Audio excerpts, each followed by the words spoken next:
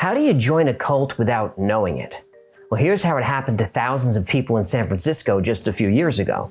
You're with a trusted friend, maybe on a hike or sitting in a bar or just hanging out. Then out of nowhere, your friend asks, "Can you keep a secret?" Well, of course, you reply that you can. Your friend then hands you a small black sleeve about the size of a credit card. On one side of the sleeve, embossed in gold, is a geometric pattern. On the other side, the words "Absolute Discretion." Inside is a security card printed with a website and a code. Later that night, you go to the site and enter the code, and the website responds with, "Congratulations, you've been invited to the Latitude." And what happens next changes you forever. After entering your code, you set up an appointment to visit the San Francisco house. You're ordered to tell no one and come alone. You arrive at a nondescript building and swipe your card through the electronic lock. The door opens. You're now in a narrow hallway painted matte black. From invisible speakers, an ominous pulsing sound is heard.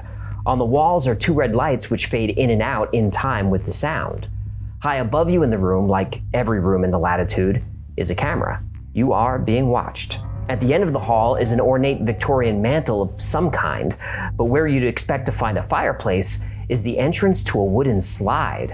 And the slide curves down into the darkness, so there's no way to tell where it leads. There's no sign or instructions or nothing? Nope. How do you know this doesn't lead to something awful like sharks or snakes or a K-pop concert? You don't. To go any further inside the Latitude, you must literally go down a rabbit hole with no idea what awaits you at the bottom. After a quick and gentle trip down the slide, you're deposited into a basement room called the Flux Chamber. On one side of the room is a series of doors. On the other is a bright neon sign that says, "Shh." And under that sign, behind glass, is a ticket taker. But the glass is so heavily frosted that you can't really see the person's face. You simply hear their voice. You're given a claim ticket and asked to turn over all your personal belongings, your wallet, purse, phone, keys, everything in your pockets.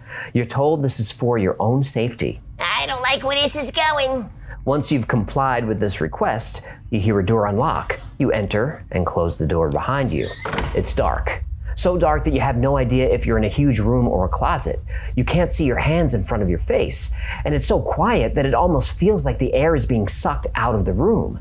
And after a second or two, you hear a muffled click as the door locks you in.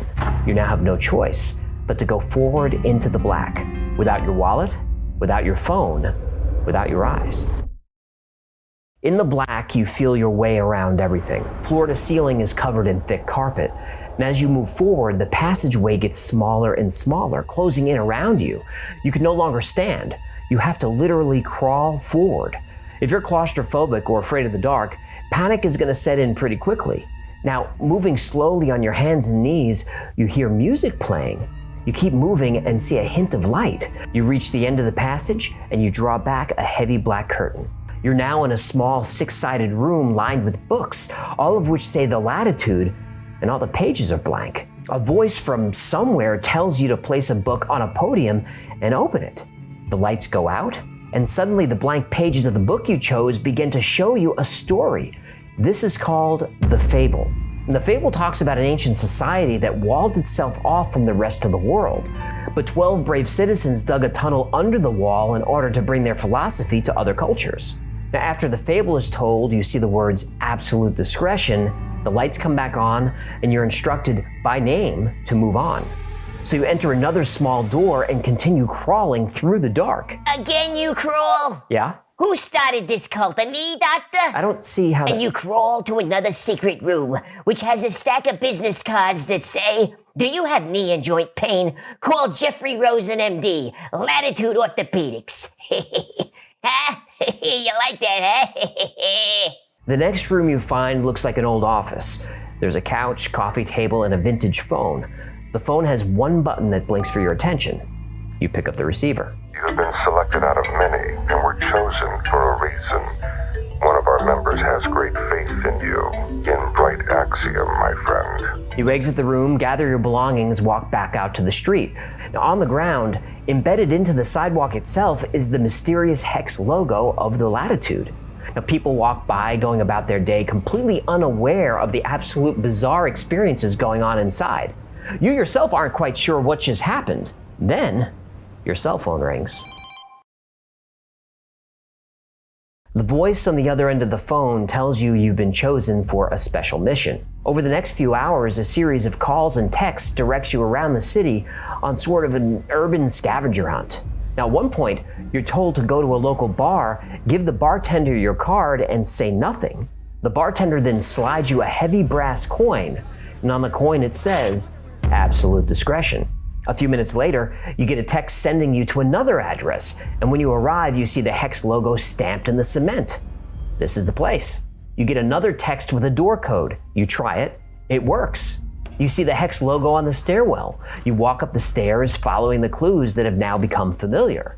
And when you reach your designated floor, it's just a row of offices. But one of the doors has a keycard lock, and the door is labeled Den Arcadia. So you try your card. It works. The room is covered in ornate psychedelic murals, and in the middle of the room are 5 vintage arcade games. So you put in your coin and start playing. Now at first the game plays normally, but after a minute or so, it glitches out and you see a mysterious glowing figure. Who disturbs my coma? This is Quas, the gatekeeper of the Latitude.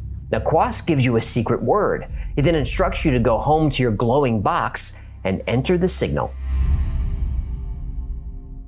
Back home, you enter the code on the Latitude website. You're then shown a video of Professor Walter Kinley. The latitude for us has a double meaning, as you can see. On the one hand, latitude means geographic breadth, width, a sense of leeway. The professor welcomes you to the Latitude Society as a compeer, and he then gets on a boat and sails away. You then choose a society's secret name called a moniker, and you now have access to all the perks of the Latitude Society. Like, what kind of perks? Well, you can go to their e-commerce store and buy Latitude merchandise like t-shirts, keychains, and other swag. Ah, there it is. You can also attend secret gatherings called praxises. You can participate in other events, which are called jaunts. But most importantly, you can now invite others to join the society. For about $30 each, you can purchase those mysterious Latitude security cards. And as long as you use absolute discretion, you can buy as many cards as you like. This is a pretty complicated way to sell merch. It is. And this is one of the reasons for the downfall of the Latitude, at least this version of it. To learn what went wrong and what happened to the Latitude Society, we have to pull back the curtain. And that leads us to the Latitude's founder and chief visionary. His name is Jeff Hull. You know, like for some people, heaven and hell is reality. Jeff Hull is a Silicon Valley tycoon/artist. He worked for his father's financial firm and made a bundle when they sold the business for $500 million. Hull went on to create a company called Nonchalance, which specializes in real-world immersive storytelling. Things like escape rooms or murder mysteries is this type of entertainment. And Nonchalance uses the urban landscape as a canvas on which to paint these interactive narratives. Another well-known Nonchalance experience was called the JEJUNE Institute, and its format was similar to the Latitude, but maybe a little more sinister. JEJUNE needs its own video, but if you're interested in things like this, I'll link you to a documentary in the description. The TV show Dispatches from Elsewhere, starring Jason Segel, is based on the JEJUNE Institute. So check that out if you want to learn more about how these immersive experiences work. So what was the intention of the Latitude Society? Was it a game? Yes. Was it a business? Yes. But was it a cult? Well, what are the things that like a cult would do, you know? Separate yourself from your friends. Well, absolute discretion might be that, right? Ask for money. Oh shit, like, you know, they have, like, it was a gift shop beforehand, but now all of a sudden it's like, if you want to continue on. In the early days of the Latitude Society, the intent was to create amazing immersive experiences to attract corporate clients who wanted to commission their own experiences. Whether for entertainment, team building, or marketing, Jeff Hull believed he could use the Latitude as proof of concept to raise funding. And he needed to. The society cost about $3,000 per day to operate, and Hull put about $2 million of his own money in. But after 3 years, the Latitude couldn't sustain itself.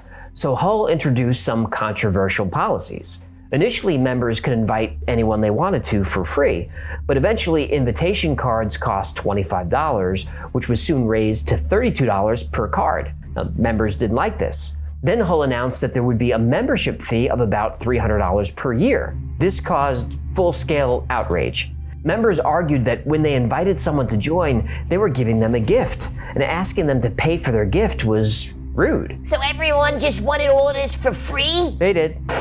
Ingrates. Well, Jeff Hull kind of felt the same way. The Latitude Society had over 3,000 members, but even if all of them paid their membership dues, paid for invitation cards, bought merchandise, you still fall way short of the $100,000 per month the Latitude needed to be self-sustaining. So what did that guy do? The only thing you do with a failing startup. He shut it down. But this was easier said than done. Jeff Hull and the Latitude Society were so good at creating an experience so immersive that members couldn't distinguish it from reality. Now, whether intentional or not, that's how cults are created. I totally underestimated the power that the story can have upon certain people. No matter what kind of life you lead, most of it falls into the mundane. Day in, day out, and you're going through the motions. So when someone invites you to join a mysterious secret society, it's only natural to be intrigued. And this secrecy is attractive. People love to belong, and if it's something exclusive, that creates scarcity. It makes you feel special. Now, I remember when the only way to join Gmail was if someone invited you. And when Facebook launched, you could only join if you were a student currently enrolled in college. We preach over and over about how labeling people is bad, but if we're honest, we all have labels that we've given to ourselves that we're proud of. Maybe it's our country, our political party, our religion, or our favorite sports team. We want to be in a tribe. Now, during a Latitude gathering or praxis, there's going to be crazy rituals like chanting, dancing, costumes, all kinds of things that would look silly to outsiders. But Latitude members fully committed to their roles. These experiences were special to them. They were important to the tribe. And the invitation system is genius. People want to be Promethean, meaning they want to be the holders of knowledge who teach that knowledge to others. So think about an obscure band or TV show that you discovered before anyone else. It made you feel cool to be early, to be first. The person who initiates you into the Latitude Society is called your ascendant, and you are their descendant. Tribes have hierarchies, and people like rising in the ranks. The more people you bring into the society, the more descendants you have. The higher you rise in the tribe. Genius. There's a specific model of identifying cults developed by Stephen Hassan, and it's called the B.I.T.E model of control, B.I.T.E. That's behavior, information, thought, and emotion. So let's see how the Latitude shapes up. I was actually a little bit nervous that I was going to be kidnapped or that, there was going to be some kind of crazy pagan ritual with some kind of sacrifice or something like that. I didn't really know what to expect. At the top of the behavioral control section of the B.I.T.E model is regulate an individual's physical reality. Latitude does this by design. Then there's isolation from non-members. Absolute discretion certainly covers this. Then there's controlling what clothes you wear. Now look at this shot of the Latitude's Elder Council. Notice everyone's wearing a Latitude sash, and on the sash are various pins and insignia showing your rank in the organization's hierarchy. Even Jeff Hull himself is wearing what looks to be a military uniform. Now this is similar to what the leader of Scientology wears. Did you just beat me? Had to. We had to call it the Tom Cruise thing. The Tom Cruise thing? That's Scientology. Hey, look, if you say the S word, they're gonna come after us with lawyers and video cameras. Good point. I in the B.I.T.E model is information control. Cults use deception. Latitude does this. Information is not freely available to outsiders. Spying is used. Cult-generated propaganda is created.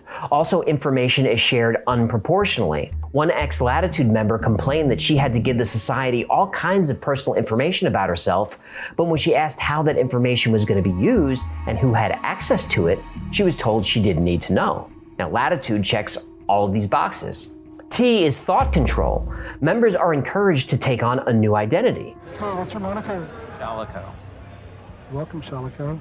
Techniques are used to alter mental states. Members are required to take the cult's doctrine as truth. Meditating, chanting, praying, and rituals are used to instill a new map of reality. Checks all the boxes. All the boxes. E is emotional control. This includes making you feel like the cult can help you reach your full potential. Another thing cults do to manipulate emotion is shunning those that leave. In an excellent article in Vice, one former member talks about how after she left the society, her roommates stopped telling her where they were going, and they treated her as suspicious. The Latitude Society checks a lot of these boxes. Even active members posted anonymously on Reddit asking others, is this a cult? They were worried that they, like most cult members, joined by accident. That's pretty scary. Did the founder of the Latitude Society, Jeff Hall, set out to form a cult? Well, I don't think he did, but whether intentional or not, he seems to have an intuition for how to manipulate people. Now, fortunately, I don't think he tried to do any harm, nor did he try to enrich himself. He could have taken advantage of his members, but he didn't. So this leads to a deeper and potentially dangerous question. A religion is defined as a group of people adhering to a specific set of beliefs. A cult is defined as a group of people adhering to a specific set of beliefs. Yeah, that's the same definition. It is. But religion is widely accepted. Cults, not so much. Nobody can argue that religions have or had cruel practices, and many people who leave cults felt that while they were in them, their lives were better. So what's the difference between a cult and a religion? I don't have the answer. Do you? Thank you so much for hanging out with me today. My name is AJ, that's Hecklefish. This has been the Y-Files. If you had fun or learned anything, do me a favor, like, comment, subscribe, share. All that stuff really helps out the channel. Until next time, be safe, be kind, and know that you are appreciated.